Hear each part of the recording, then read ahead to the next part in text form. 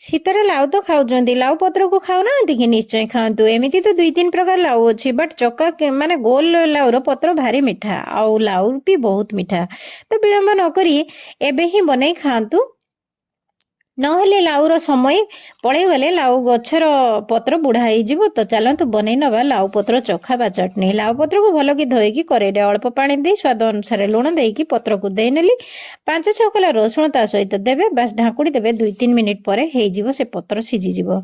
ତାକୁ ବାହାର କରି ଆଣି ଥଣ୍ଡା କରି ମୁଁ ଶିଳରେ ବାଟି ନେଇଛି। ଆପଣମାନେ ଚାହିଁଲେ ବ୍ଲେଣ୍ଡିଂ ଜାରରେ ବି ବାଟି ପାରନ୍ତି। ପତ୍ରରେ ପାଣି ବାହାରେ ନା, ତେଣୁ ତାକୁ ଗୋଟେ ଛୁଙ୍କ ଦେବା ପାଇଁ କରେଇରେ 1/2 ଚାମଚ ତେଲ ଆଉ ଅଳ୍ପ କିଛି କଳା ଜିରା, ବାସ୍ କଳା ଜିରା ଟିକେ ଫୁଟିଗଲେ ଲାଉ ବଟାକୁ ଢାଳି ତାର ପାଣିଟା ଟିକେ ଶୁଖେଇ ନେବା ଘଣ୍ଟା ଘଣ୍ଟା କରି। କିଛି ପକେଇବା ଦରକାର ନାହିଁ, କାରଣ ବାଟିବା ବେଳେ ଶିଳରେ ଗୋଟା ଜିରା ଆଉ ଲଙ୍କାକୁ ଆମେ ବାଟିଥିଲୁ ତା ସହିତ।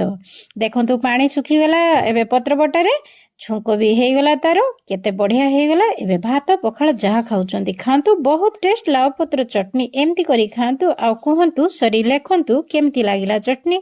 ମୁଁ ଭାତରେ ଖାଉଛି ଦେଖନ୍ତୁ। ତେବେ ଭିଡ଼ିଓ ପସନ୍ଦ ଆସିଲେ ନିଶ୍ଚୟ ଲାଇକ୍ ଟେ କରିବେ। ଆଉ ହଁ, ସବସ୍କ୍ରାଇବ ବଟନକୁ ଜଷ୍ଟ ଟିକେ ଟଚ୍ କରିଦେବେ।